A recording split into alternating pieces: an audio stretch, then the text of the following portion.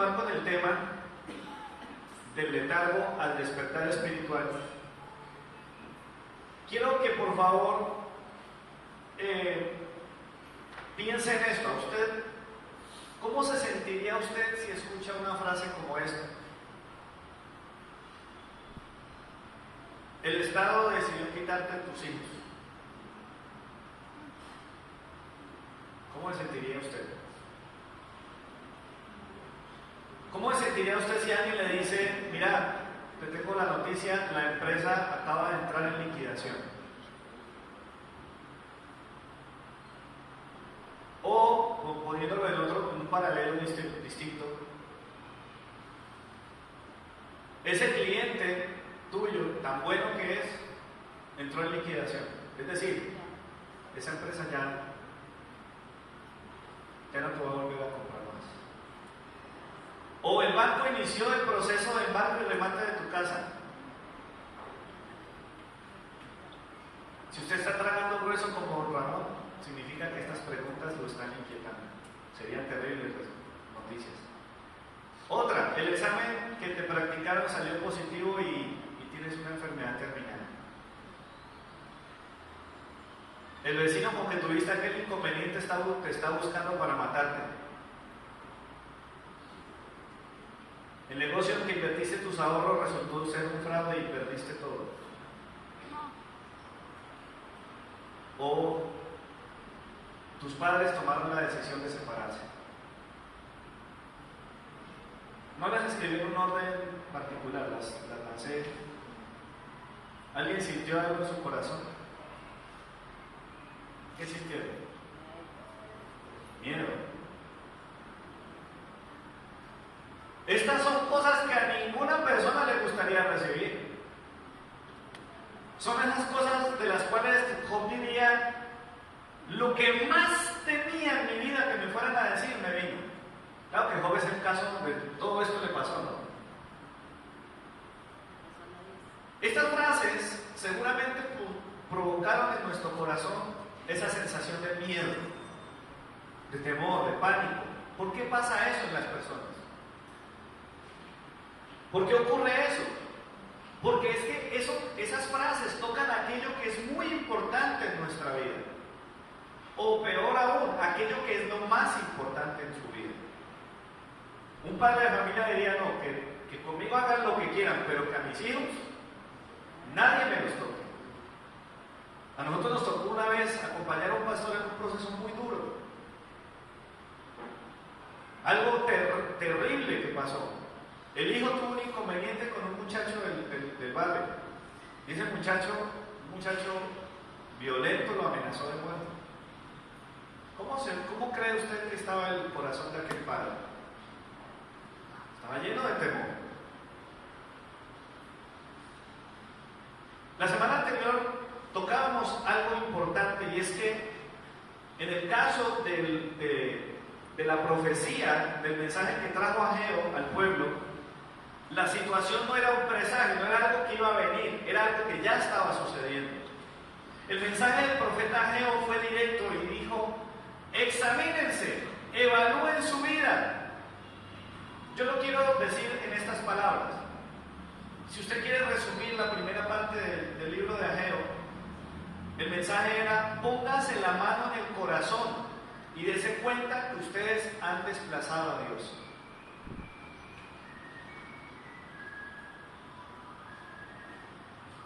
Dios ya no está con ustedes. Ustedes lo sacaron a Él. Dice el versículo 12, por favor abra su Biblia en Ageo capítulo 1, versículo 12, que después de este llamado de atención que Dios hizo a través del mensaje del profeta Ageo, algo ocurrió. Ageo capítulo 1, versículo 12 dice, entonces Zorobabel, hijo de Salatiel, y Josué, hijo de Josadac, el sumo sacerdote, y todo el resto del pueblo, ¿qué hicieron? Oyeron la voz de Jehová, su Dios. Pero oyeron algo más. Es que me parece sumamente valioso entender esto. No escucharon una sola cosa, no oyeron una sola cosa. No sé si la versión suya es distinta a la mía, pero la mía dice: y oyeron la voz de Jehová su Dios ¿y qué más? Las palabras del profeta Ageo, tal como le había encargado Jehová su Dios. Y después que oyeron, después de que fueron confrontados con la palabra, ocurrió lo que vamos a denominar hoy el segundo paso al despertar espiritual. No solamente oír. ¿Qué ocurrió después de esto? Dice el versículo: y temió el pueblo delante de Jehová. ¿Qué es lo segundo que se necesita? ¿Qué es lo siguiente que necesitamos para pasar del letargo al despertar espiritual? No es solo oír la palabra, no es solamente haber prestado atención en una parte, porque es que lo que vimos la semana pasada es que el Shama, que es el escuchar para el original, significa que la persona no solamente está prestando atención, sino que lo está haciendo totalmente decidido a obedecer. Hay algo que hay que hacer al respecto. Me gustó en una de las conversaciones del grupo que alguien decía: es que cuando Dios nos habla tenemos que tomar una decisión. Si tú no tomas una decisión cuando Dios te habla, no pasó nada. Ahora, la cuestión es la siguiente: ellos ya la estaban pasando mal. Siembran mucho, recogen poco, se visten y no se calientan, reciben el salario, parece que tuvieran un roto en el pantalón porque se les va. Todo eso se dijo, y es únicamente después de que el pueblo ya ha escuchado, ya atendió a la voz del Señor, que entonces llega el temor de Dios al corazón de ellos.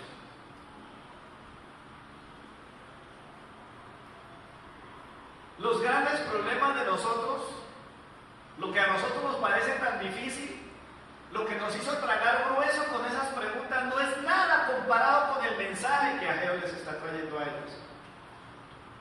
Ageo les está diciendo: miren, ustedes básicamente sacaron a Dios de sus vidas, lo dejaron a un margen, es un cero a la izquierda, es el plan B para ustedes.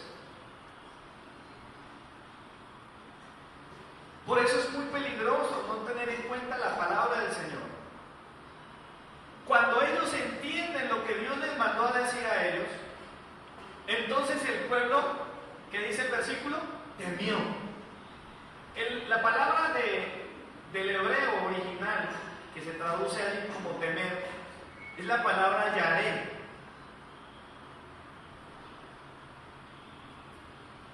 Nosotros hemos tenido series de mensajes relacionadas con el temor de Dios. ¿Algunos recuerdan? Tuvimos una serie bien amplia tocando el tema del temor de Dios. Y este es un tema que casi no suena mucho por estos días. Yo sé que hablar del amor de Dios es importante. Yo sé que hablar de la bendición del Señor es importante. Pero hablar del temor de Dios es muy importante también. Porque solamente una persona que experimenta el yaré, ese temor de Dios, toma decisiones y pasa del letargo al despertar espiritual. Después de este mensaje, tú y yo no podemos seguir igual. Usted dirá: no, yo no estoy tan mal. Está bien, sí, yo no es que tenga a Dios tan relegado de mi vida. Piensa por un momento cuánto tiempo le dedicas a Dios en tu cotidianidad. ¿A qué es a lo que tú más le dedicas tus esfuerzos? Yo me acuerdo que una vez hice una dinámica, voy a dejar esto de pronto para que los líderes lo trabajen en los grupos. Pero revise por un momento usted 24 horas en el día. ¿Cuánto de ese tiempo le damos a Dios? Cuando usted se pone a evaluar, usted se da cuenta que a Dios le queda muy poquito, porque hay más tiempo para muchas cosas que para Dios. La palabra temer significa literalmente asustarse.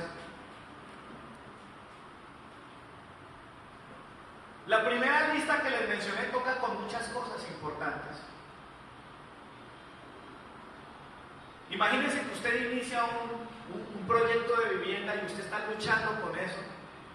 Y resulta que la situación se complicó y un día le dicen, lamentamos mucho informarle que el banco entró a embargar la propiedad y ya la tiene lista para rematarla. Duro, ¿cierto? Debe ser horrible. O que a ti te llegue un diagnóstico asegurándote que tienes una enfermedad terminal, que no hay nada que puedan hacer por ti. Ese temor del que habla el versículo 12 es la reacción de un pueblo que entendió lo que Dios estaba diciendo.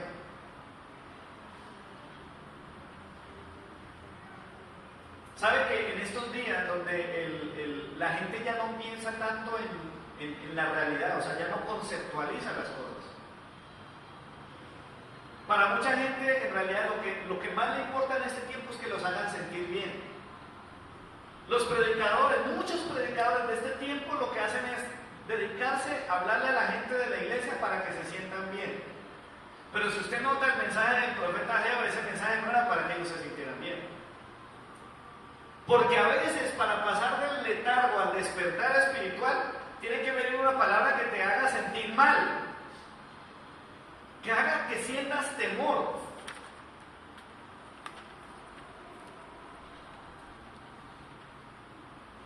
Es un espanto lo que sintieron ellos.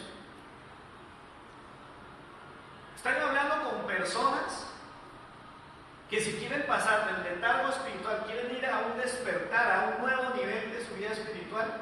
Si queremos eso en nuestra vida, tenemos que experimentar el yaré, el temor de Dios. Porque si seguimos así,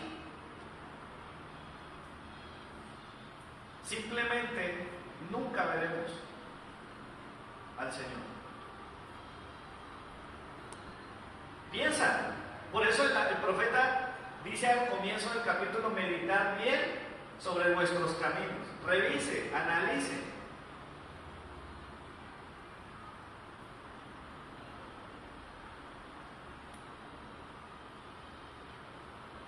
Por favor, abra su Biblia sin perder el versículo en Isaías 66.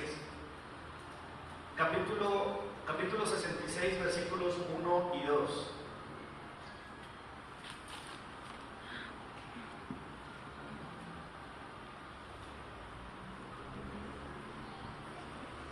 Isaías 66, 1 y 2. Miren lo que dice la palabra del Señor.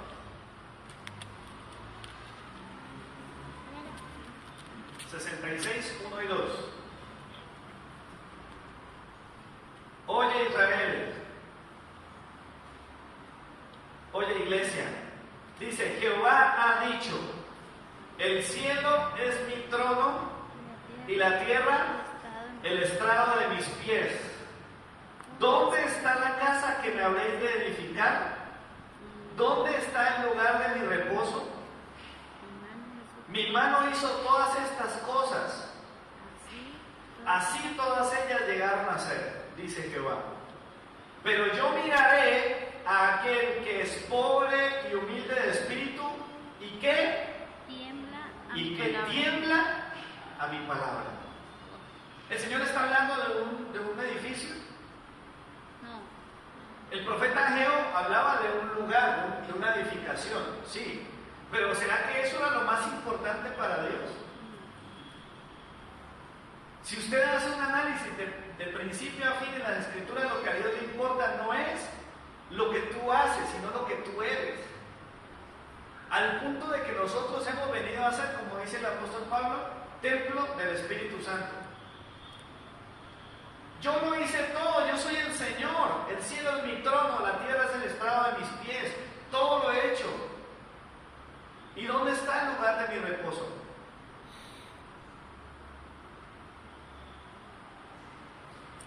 Y ese versículo 2, en la segunda parte dice, pero yo miraré. ¿A quién va a mirar el Señor? Al que es pobre y humilde de espíritu y que tiembla a mi palabra. Podríamos hablar mucho más de ese capítulo 66.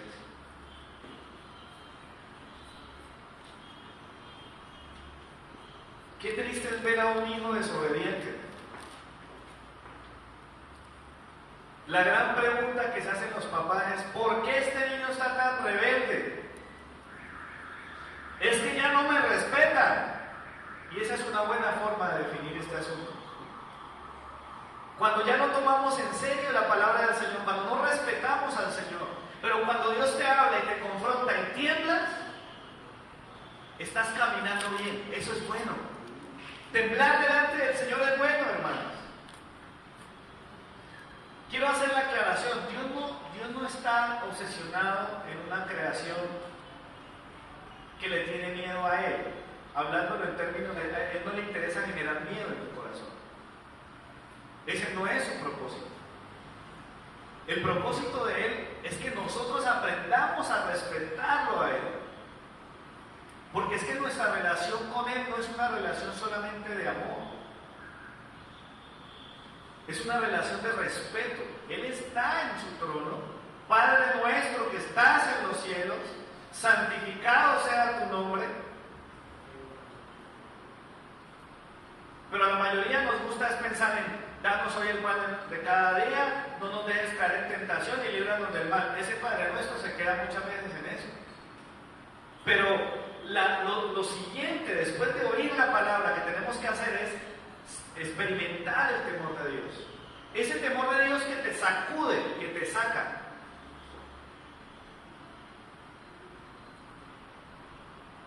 Es eso que no te va a dejar seguir quieto, porque te vas a morir. Te tienes que mover, yo me tengo que mover, me tengo que sacudir. Si el pueblo no tiembla a su palabra, no pasa nada. ¿De qué sirve una iglesia donde la gente escucha la palabra y ya?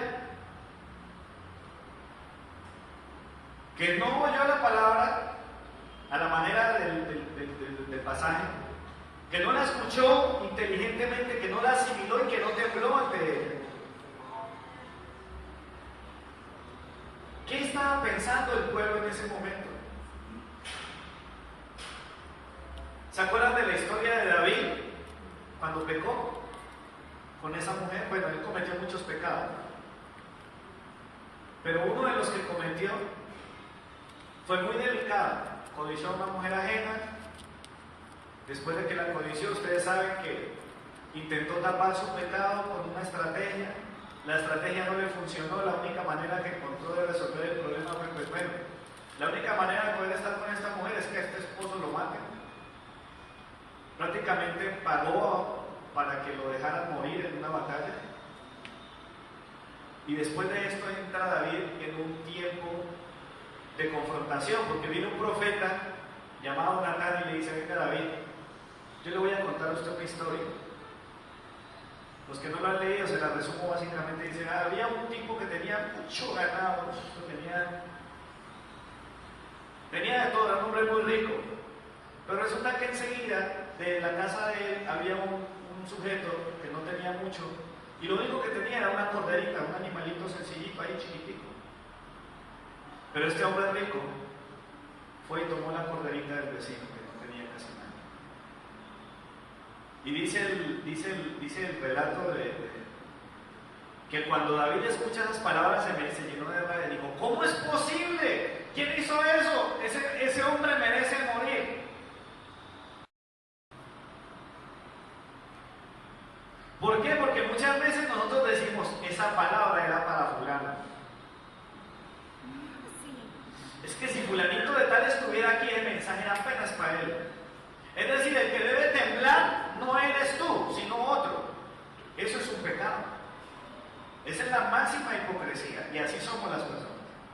Siempre creemos que el que tiene el error es el otro.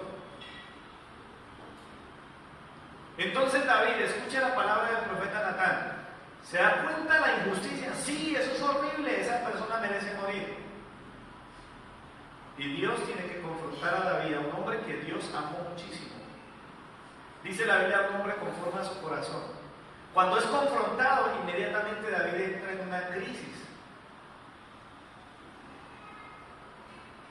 Entendió que había ofendido a Dios. ¿Quiere entender realmente qué fue lo que pasó en el corazón de David? Leas el Salmo 51, un texto famoso. ¿Y sabe una de las cosas que David entiende? Yo ya no siento a Dios. Yo lo ofendí, mi pecado está siempre delante de mí. Yo quiero acercarme a Dios, pero siento que ese pecado está ahí. Y David le pide, le suplica al Señor que tenga misericordia de él. Ten piedad de mí, oh Dios. Es tanta la angustia que siente David que le dice: Señor, déjame sentir otra vez tu espíritu. Yo quiero sentir otra vez el gozo. Amados hermanos, en una época yo pensaba que el regaño de Dios era algo maluco, algo que yo no quisiera vivir. Pero creo, en el nombre del Señor, que cuando uno madura un poco entiende que la disciplina y la amonestación de Jehová son amor. Ahí es cuando uno entiende, es que mire, uno de hijo ve al papá disciplinándole, ¿qué piensa el hijo inmaduro? Y mi papá tan malo. Pero dice la palabra en Hebreos: Dios al que ama, disciplina y azota a todo el que recibe por hijo. Así que nosotros no debemos, claro, él dice, al principio la disciplina no te va a hacer feliz. Este mensaje no es un mensaje que te saca sonrisas a borbotones. Pero cuando la palabra de Dios hizo su obra en ti, entonces maduras. Y después, cuando ya has madurado, dices: a mí me hacía falta un buen correazo de parte del Señor.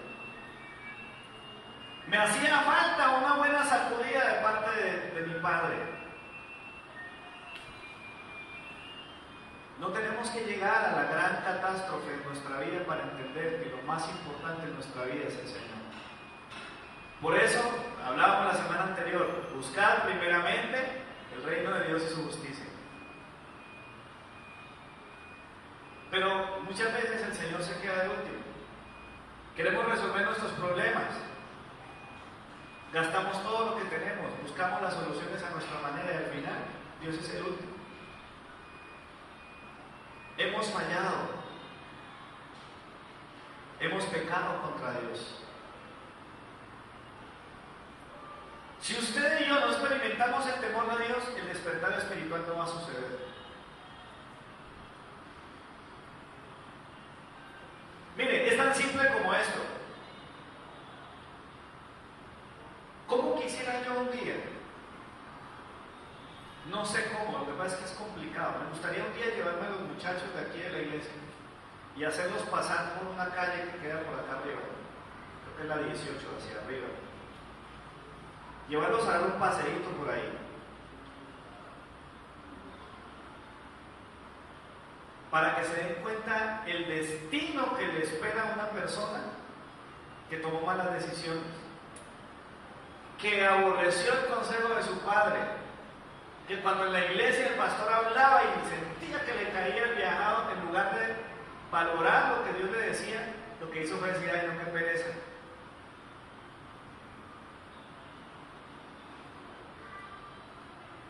Es muy duro.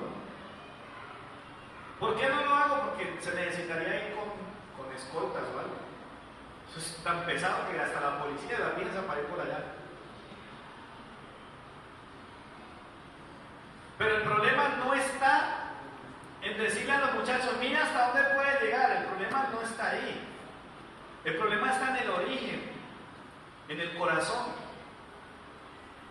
No es tenerle miedo a llegar a vivir ahí en esa calle o comer lo que ellos comen. el temor, el verdadero temor de Dios debería ser: no, yo no le quiero fallar a Dios. Porque yo sé que si yo le fallo a Dios, eso y mucho más me podría pasar. He pecado contra el cielo y contra ti, pensó el hijo pródigo. ¿Cuántos han leído Mateo 28, la gran comisión? ¿Alguna vez lo han leído? ¿Qué dice la Biblia en Mateo 28 y 18?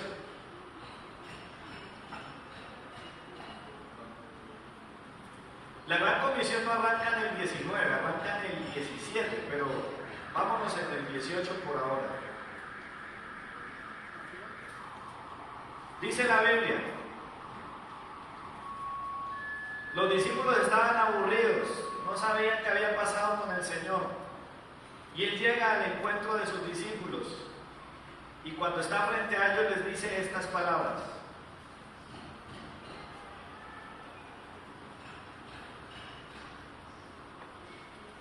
Dice: Jesús se les acercó y les habló diciendo: toda potestad me es dada en el cielo y en la tierra. ¿Por qué cree que Jesús empezó con eso? Porque la única manera de tener temor de Dios es entendiendo que Él es el más grande. La manera genuina de mostrar nuestro amor y nuestra adoración a Dios es obedeciendo. Antes de dejarles la gran comisión, les dice: vean, toda potestad, todo poder, Jesús está asumiendo delante de ellos todo lo que Él siempre fue desde el principio. Yo soy el dueño del universo. Como soy el dueño del universo, por tanto, dice el versículo 19, como yo tengo todo el poder, como yo soy el dueño de la creación, por tanto, id y hacer discípulos y todo lo demás. Anote este versículo ahí en su libreta. Yo le voy a leer un versículo. Maldito quien sea negligente en la tarea que encargó el Señor. Se lo voy a leer otra vez. Maldito quien sea negligente en la tarea que le entregó el Señor. Le voy a decir dónde está para que la busque en su casa. Jeremías 48:10. El despertar espiritual tiene que confrontar lo que nosotros hacemos para Dios.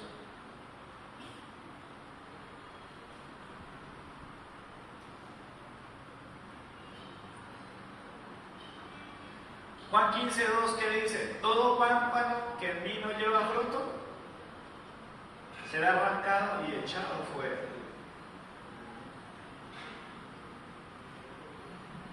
El Señor nos habló para este año: testifica, que nada te detenga.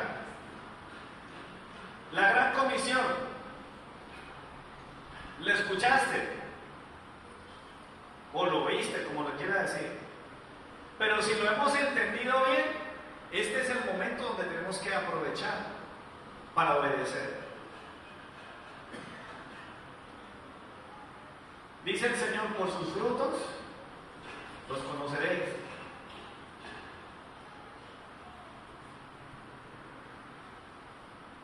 Para que una persona en esta vida se mueva a hacer algo, necesariamente se requiere que esa persona respete a la persona que habla, o que literalmente le tenga miedo. ¿Usted no se ha dado cuenta que a veces en las dinámicas familiares hay hijos que se bananean a uno de los dos, al papá o a la mamá, pero al otro a veces le corren? ¿Se ha notado eso? Eso pasa. Los hijos calibran al papá y a la mamá o a los adultos que están a su cargo. Y hay unos con los que dicen: con este no pasa nada, me lo paso con la galleta. Pero hay otros que dicen: no, con este no, sino que me diga una vez, ya la segunda no. En la segunda yo ya siento el guarapazo encima. Se necesita tenerle respeto al Señor. Hemos estropeado muchas cosas por no respetar al Señor. Nosotros decimos que la Biblia es el manual, ¿cierto? ¿Alguien ha dicho alguna vez eso? Que la Biblia es el manual de instrucciones para nosotros. ¿Y cuántas cosas hemos echado a perder por no atender lo que dice el manual? La lista que mencioné al comienzo muchas veces es el resultado de nuestra negligencia.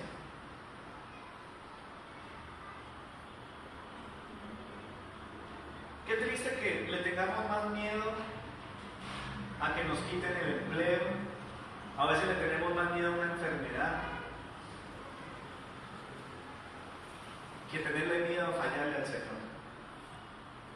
¿Cuándo fue la última vez que sentiste miedo por haberle fallado al Señor? Que sentiste, uy, no, yo no debía haber hecho eso, Señor, qué pena. Perdóname, Señor. Señor, me avergüenzo delante de ti. Señor, he arruinado mi vida, la vida que tú me prestaste. Eso ya no es común.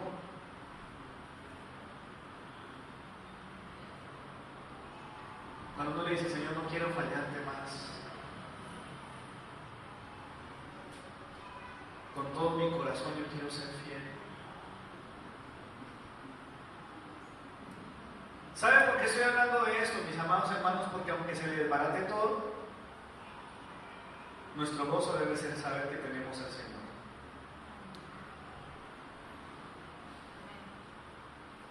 Aunque la ira no florezca, aunque me saquen de la empresa, aunque mi esposa me deje, mi esposo me abandone, aunque mis hijos, pase lo que pase, yo me gozaré del Señor. Porque no existe nada peor que quedarnos sin Dios. No existe nada peor que saber que lo tuvimos todo y no tuvimos al Señor.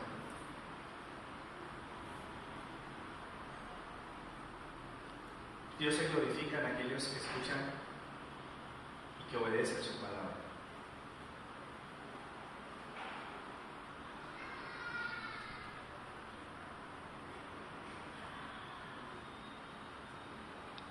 ¿Sabe qué pasó cuando el pueblo temía? Y con esto vamos a terminar. Versículo 13, Ageo 1:13.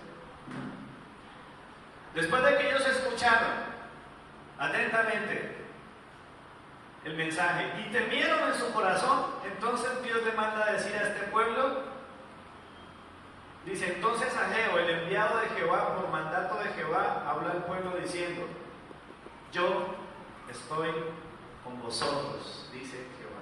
Amén.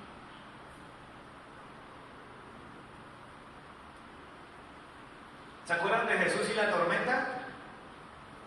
Iba Jesús con los discípulos en una barca y se empieza una tormenta, una tempestad, y los discípulos empiezan a llenarse de miedo.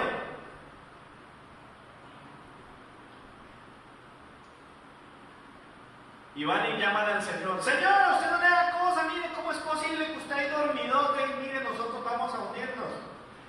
Y el Señor los regaña, bueno, ¿y ustedes qué les pasa? Yo no estoy aquí pues con ustedes. ¿Ustedes creen que el Señor los hubiera dejado morir? Él estaba con ellos.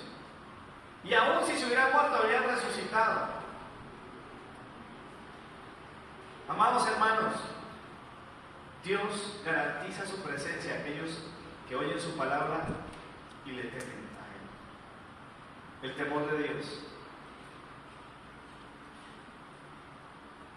Si no obedezco, yo le estoy fallando a Dios. Y ese debe ser el siguiente paso hacia ese despertar espiritual.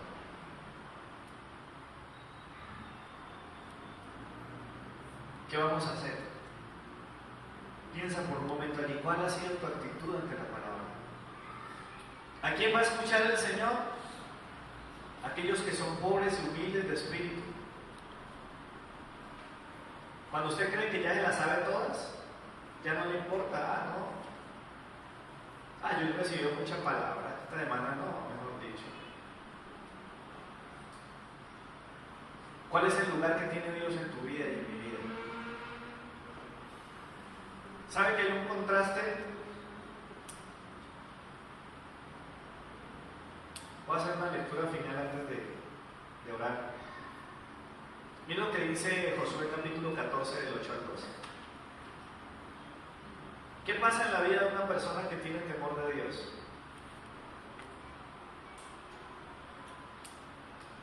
Josué 14.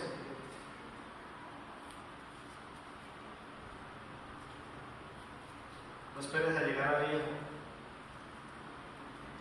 para servir al Señor.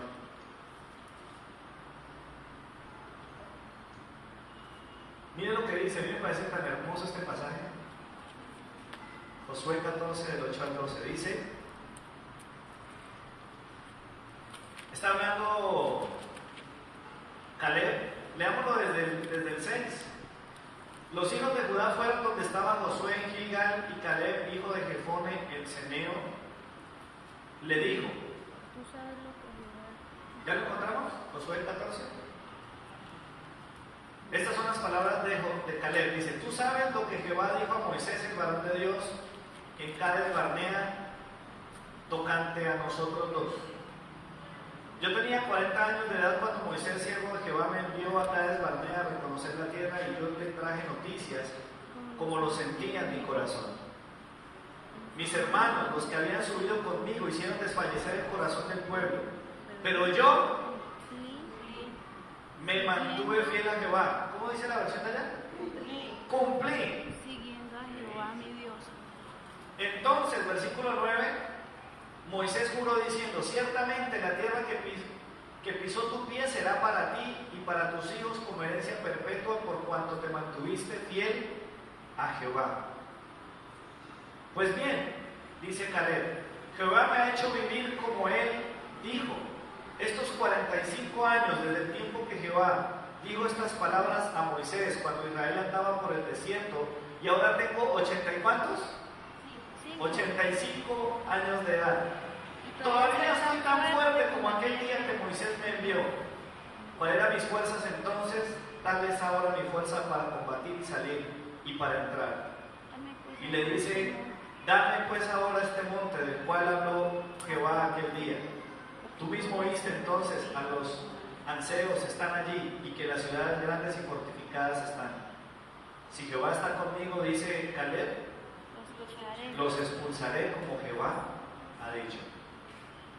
Una persona que tiene temor de Dios se mantiene fiel todos los días, desde jovencito hasta adulto. ¿Quién aquí tiene 85 años ya? ¿No? ¿Más? ¿Alguien tiene más de 85? Menos. ¿Cuál es la excusa para no servir al Señor? ¿Cuál es la excusa? Caleb dijo, a mí no me importa. Yo sé que estoy en edad de jubilación. Yo debería ya ponerme a descansar y a relajarme, pero no, Señor. Yo todavía tengo fuerza, y mientras yo tenga fuerza, yo le voy a servir al Señor. Eso es temor de Dios. Es que la palabra de Dios no caduca. Amén.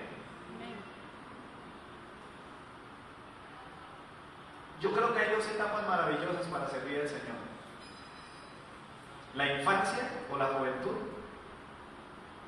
y ya cuando una persona tiene su pensión o su negocio, cuando ya está libre de compromisos laborales. ¿Sabe por qué?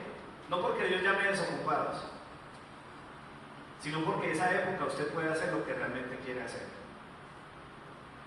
¿Cuántos quieren hacer la voluntad del Señor? No podemos desperdiciar un solo día de nuestra vida. ¿Cuánto tiempo viviste lejos del Señor? Antes de conocer del Señor, yo viví desperdiciando mi vida. ¿Y sabe una cosa? A lo que yo más miedo le tengo es a perder al Señor. Yo no me imagino mi vida fuera de Él.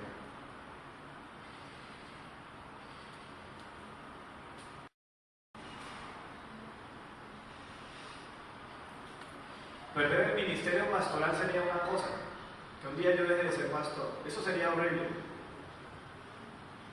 Pero lo que más tengo en mi corazón es que un día Dios se quiera apartar de mí, sentir que ya Él no está agradado de mí.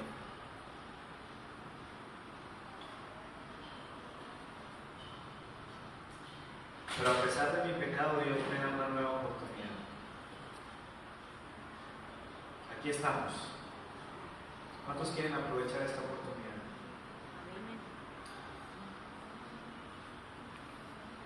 Pónganse de pie, por favor.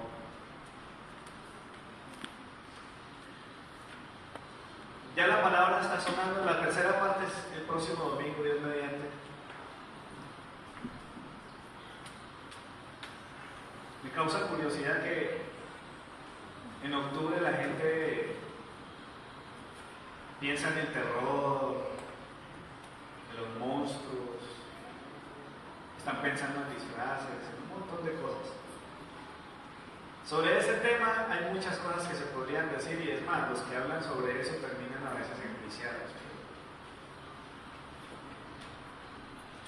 Yo creo que si algo debemos recuperar como iglesia, o cuidar como iglesia, es el temor del Señor. En que estamos gastando nuestra vida. Estamos gastando nuestra vida en acomodar nuestras cosas.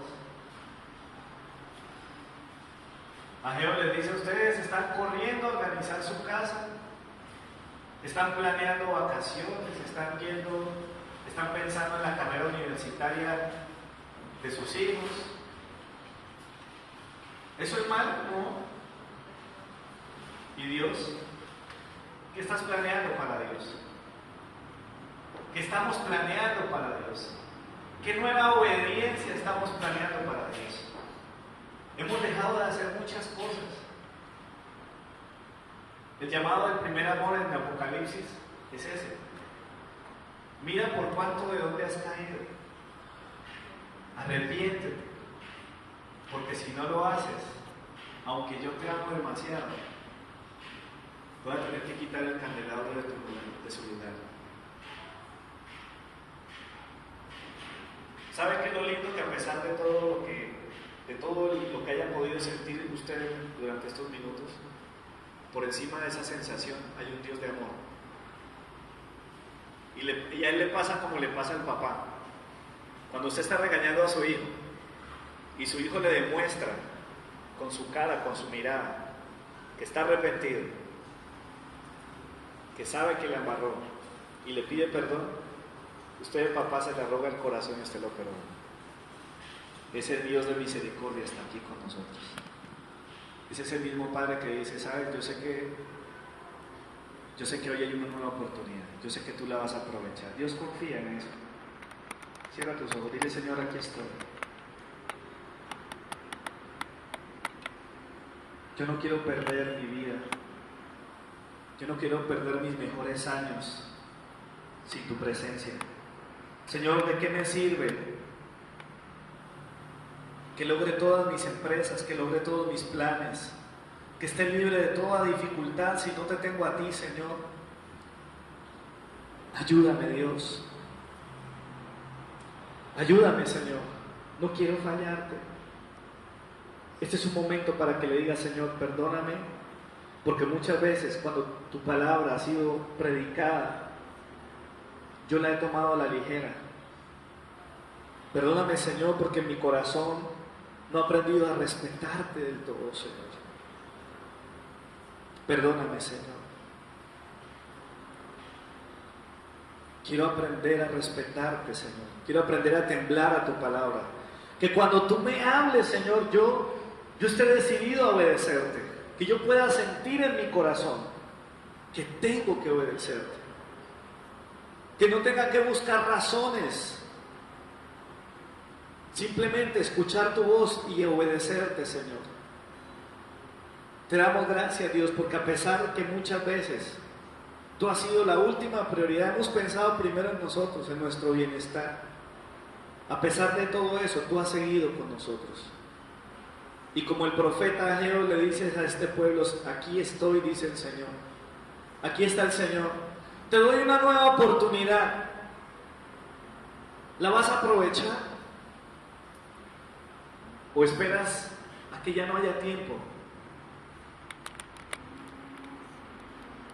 Señor, ayúdanos, por favor. Ayúdanos como iglesia.